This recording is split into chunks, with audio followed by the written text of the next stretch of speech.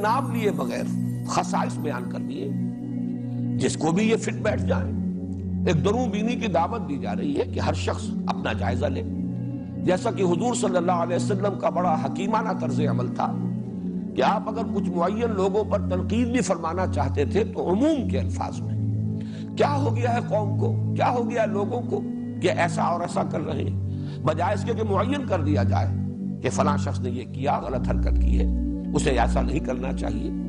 اس میں ظاہر بات ہے جب نشاندہی ہو جاتی ہے تو کچھ زدم زدہ کا پیدا ہونا جو ہے اس کا بھی اندیشہ ہے, کچھ ہردرمی پیدا ہو جاتی ہے کہ اب رسوائی تو ہو ہی گئی,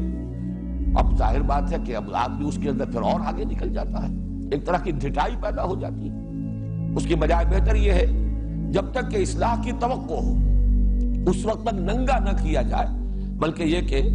ڈھکے چھپے انداز میں بات کی جائے کہ نشاندہی بھی ہو جائے تاکہ جس کے اندر بھی اصلاح پذیری کا کوئی مادہ ہے وہ خود اپنے گریبان میں جھانکے. وَمِنَ النَّاسِ, لوگ ہیں ایسے ہی کچھ کر رہے ہیں کہ لوگوں کو کیا ہو گیا, مَا بَالَ قَوْمٍ, لوگوں کا کیا حال ہے یہ کہ فلاں فلاں یفعلون کذا و کذا, یہ کام کر رہے ہیں. تو یہ سمجھتا ہوں میں کہ نہایت حکیمانہ انداز ہے اور حضور صلی اللہ علیہ وسلم کا وہ انداز اور قرآن حکیم کا یہاں انداز. اے لوگو جو ایمان لائے ہو, نہ مرد دوسرے مردوں کا مذاق اڑائیں, ہو سکتا ہے کہ وہ ان سے بہتر ہوں, اور نہ عورتیں دوسری عورتوں کا مذاق اڑائیں, ہو سکتا ہے کہ وہ ان سے بہتر ہوں. آپس میں ایک دوسرے پر تان نہ کرو اور نہ ایک دوسرے کو برے القاب سے یاد کرو. ایمان لانے کے بعد فسق میں نام پیدا کرنا بہت بری بات ہے. جو لوگ اس روش سے باز نہ آئیں وہی ظالم ہیں. اے لوگو, پچھلی 2 آیتوں میں مسلمانوں کی باہمی لڑائی کے متعلق ضروری ہدایات دینے کے بعد اہل ایمان کو یہ احساس دلایا گیا تھا کہ دین کے مقدس ترین رشتے کی بنا پر وہ ایک دوسرے کے بھائی ہیں اور ان کو خدا سے ڈرتے ہوئے اپنے آپس کے تعلقات کو درست رکھنے کی کوشش کرنی چاہیے. اب آگے کی 2 آیتوں میں ان بڑی بڑی برائیوں کے سدباب کا حکم دیا جا رہا ہے جو بالعموم ایک معاشرے میں لوگوں کے باہمی تعلقات کو خراب کرتی ہیں. ایک دوسرے کی عزت پر حملہ,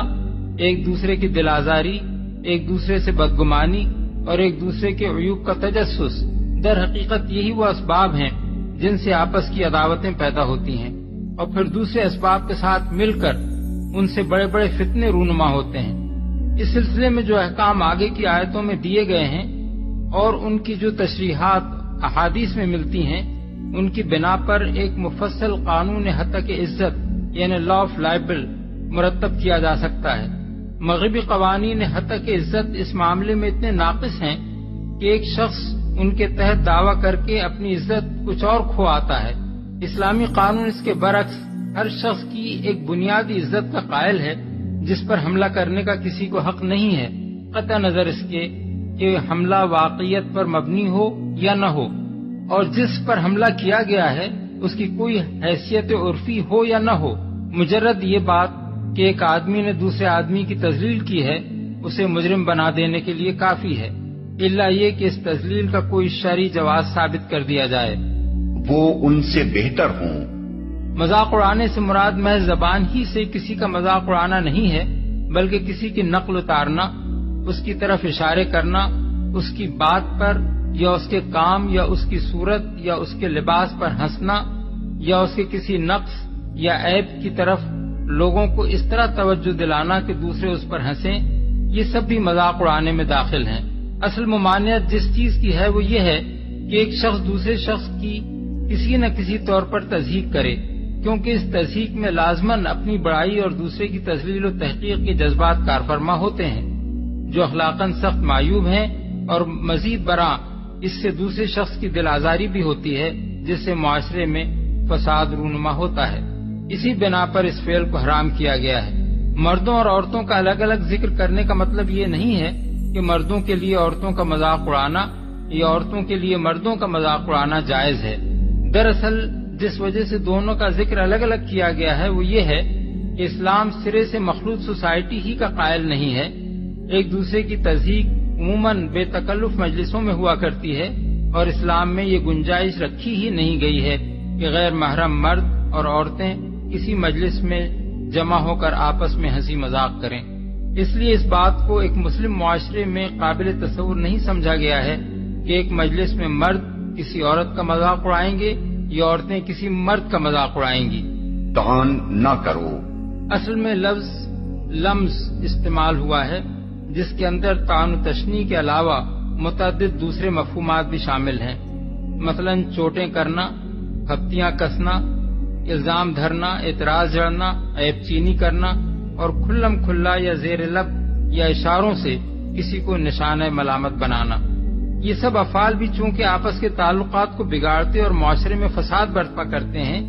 اس لیے ان کو حرام کر دیا گیا ہے۔ کلام الہی کی بلاغت یہ ہے کہ لا یلمز بعضکم بعضا، ایک دوسرے پر طعن نہ کرو، کہنے کی بجائے لا تلمزوا انفسکم، یعنی اپنے اوپر طعن نہ کرو کے الفاظ استعمال فرمائے گئے ہیں، جن سے خود بخود یہ بات مترشح ہوتی ہے کہ دوسروں پر زبان طعن دراز کرنے والا دراصل خود اپنے آپ کو متون کرتا ہے۔ ظاہر بات ہے کہ کسی شخص کی زبان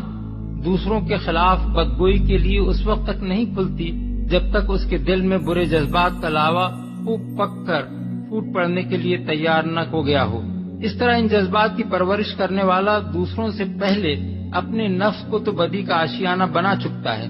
پھر جب وہ دوسروں پر چوٹ کرتا ہے تو اس کے معنی یہ ہیں کہ وہ خود اپنے اوپر چوٹیں کرنے کے لیے دوسروں کو دعوت دے رہا ہے۔ یہ الگ بات ہے کہ کوئی اپنی شرافت کی بنا پر اس کے حملوں کو ٹال جائے، مگر اس نے تو اپنی طرف سے دروازہ کھول ہی دیا کہ وہ شخص بھی اس پر حملہ آور ہو جس کو اس نے اپنی زبان کے تیروں کا ہدف بنایا ہے۔ تو کہا کہ خوب سمجھو کہ تن سے اور لوگوں کے اوپر تانے دینے سے کبھی اصلاح نہیں ہوتی۔ پیغمبرانہ اسلوب یہ ہے کہ اگر پیغمبروں کو گالی بھی دی جاتی ہے تو وہ گالی کا جواب گالی سے نہیں دیتے۔ پیغمبر حضرت ہود علیہ السلام کو کہا جا رہا ہے کہ انا لنراک فی صفاحۃ و انا لنظنک من الکاذبین، ہم آپ کو دیکھ رہے ہیں بیوقوف آدمی ہیں، پیغمبر کو کہا جا رہا ہے، اور ہم جانتے ہیں اب جھوٹے آدمی ہوں۔ اگر حضرت والد صاحب فرماتے تھے کہ آج اگر کسی مقتدی کو، کسی عالم کو، کسی واعظ کو بھرے مجمع میں یہ کہا جائے کہ تم بیوقوف ہو، تم جھوٹے ہو، تو جواب میں وہ کہے گا تو جھوٹا، تیرا باپ جھوٹا، تیرا دادا جھوٹا۔ لیکن پیغمبر کیا جواب دیتا ہے کہ یا قوم لیس بی صفاحۃ ولکنی رسول من رب العالمین، میری قوم میں بیوقوف نہیں ہوں، مجھے پر رب العالمین نے تمہارے پاس بھیجا ہے، تمہاری پیغام دے کر بھیجا ہے، میں تمہارا پاس پیغام لے کر آیا ہوں۔ تو گالی کا جواب پیغمبر بھی پیغمبر گالی سے نہیں دیتا، گالی کا جواب بھی گالی سے نہیں دیتا۔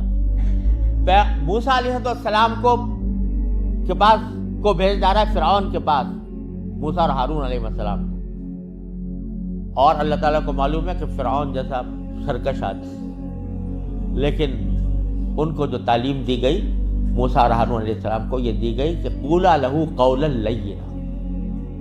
ان کے سامنے، فرعون کے سامنے نرم بات کرنا،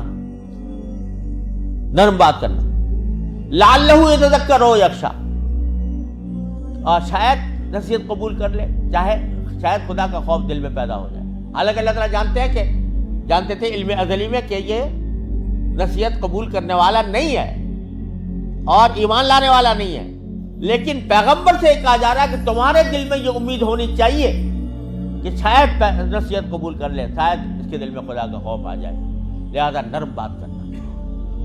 تو یہ کہاں سے تم نے سیکھ لیا کہ مخالفین کے اوپر طعن و تشنیع اور الزام تراشی اور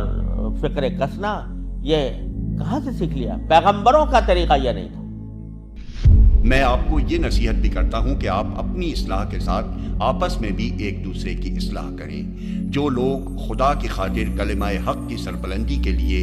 ایک جماعت بنے، انہیں ایک دوسرے کا ہمدرد و مددگار اور غمخوار ہونا چاہیے۔ انہیں یہ سمجھنا چاہیے کہ وہ اپنے مقصد عظیم میں کامیاب نہیں ہو سکتے جب تک کہ ان کی جماعت بحیثیت مجموعی اخلاق اور نظم کے لحاظ سے مضبوط نہ ہو، اور اس احساس کا نتیجہ یہ ہونا چاہیے کہ وہ سب ایک دوسرے کی تربیت میں مددگار بنے اور ان میں سے ہر ایک دوسرے کو سہارا دے کر خدا کی راہ میں آگے بڑھانے کی کوشش کرے۔ اسلام میں اجتماعی تزکیے کا طریقہ یہی ہے۔ میں گرتا نظر آؤں تو آپ دوڑ کر مجھے سنبھالیں، اور آپ لغزش کھا رہے ہوں تو میں بڑھ کر آپ کا ہاتھ تھام لوں۔ میرے دامن پر کوئی دھبا نظر آئے تو آپ اسے صاف کریں، اور آپ کا دامن آلودہ ہو رہا ہو تو میں اسے پاک کروں۔ جس چیز میں فلاح و بہتری آپ کو محسوس ہو اسے آپ مجھ تک پہنچائیں، اور جس چیز میں آپ کی دنیا و عاقبت کی درستی مجھے محسوس ہو اسے میں آپ تک پہنچاؤں۔ مادی دنیا میں جب لوگ ایک دوسرے سے لین دین کرتے ہیں تو مجموعی طور پر سب کی خوشحالی میں اضافہ ہوتا ہے۔ اسی طرح اخلاق و روحانیت کی دنیا میں بھی جب یہ امداد باہمی اور داد و ستد کا طریقہ چل پڑتا ہے تو پوری جماعت کا سرمایہ بڑھتا چلا جاتا ہے۔ باہمی اصلاح کا صحیح طریقہ یہ ہے کہ جس شخص کی کوئی بات آپ کو کھٹکے یا جس سے کوئی شکایت آپ کو ہو اس کے معاملے میں آپ جلدی نہ کریں، بلکہ پہلے اسے اچھی طرح سمجھنے کی کوشش کریں، پھر اولین فرصت میں خود اس شخص سے مل کر تخلیے میں اس سے بات کریں۔ اس پر اگر اصلاح نہ ہو اور معاملہ آپ کی نگاہ میں کچھ اہمیت رکھتا ہو تو اسے اپنے علاقے کے امیر جماعت کے نوٹس میں لائیں۔ وہ پہلے خود اصلاح کی کوشش کرے اور پھر ضرورت ہو تو جماعت کے اجتماع میں اسے پیش کرے۔ اس پوری مدت میں اس معاملے کا ذکر غیر متعلق لوگوں سے کرنا اور شخص متعلق کی غیر موجودگی میں اس کا چرچا کرنا صریحاً غیبت ہے، جس سے قطعی اجتناب کرنا چاہیے۔ نیز ایسے معاملات میں مرکز کی طرف رجوع کرنا اس وقت تک صحیح نہیں ہے جب تک مقامی جماعت اصلاح کی صحیح میں ناکام ہو کر مرکز سے مدد لینے کی ضرورت محسوس نہ کرے۔ بلکہ میں نے اس سے پہلے بھی عرض کیا، جب یہ مقام میں پڑھتا ہوں تو مجھے یاد آ جاتا ہے، یہ پری پارٹیشن دور کی بات کر رہا ہوں۔ دہلی میں کناٹ پلیس ایک بڑی اہم جگہ ہے، نئی دہلی میں بڑی مارکیٹ ہوا کرتی تھی ایک زمانے میں، اب تو ظاہر بات ہے اور مارکیٹیں اس سے بھی کہیں آگے بن گئی،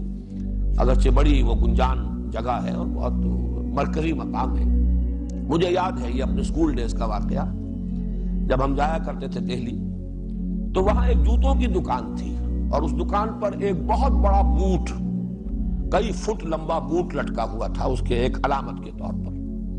اور بڑا پیارا جملہ انگریزی کا لکھا ہوا تھا، free to home it fits, لے جائے جس کے پاؤں میں یہ فٹ آ جائے وہ لے جائے، مفت۔ تو یہ گویا کہ ایک بڑا خوبصورت انداز تھا ان کا پبلسٹی کا۔ تو یہاں بھی قرآن مجید نے کردار کشی کر دی ہے، ایک نقشہ کھینچ دیا ہے، فری ٹو ہوم اٹ فٹس۔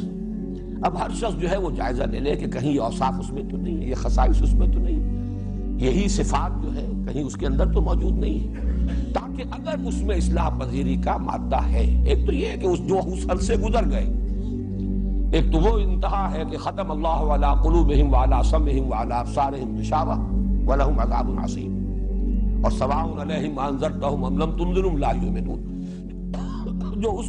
حد کو پہنچ گئے ان کا معاملہ جدا ہے،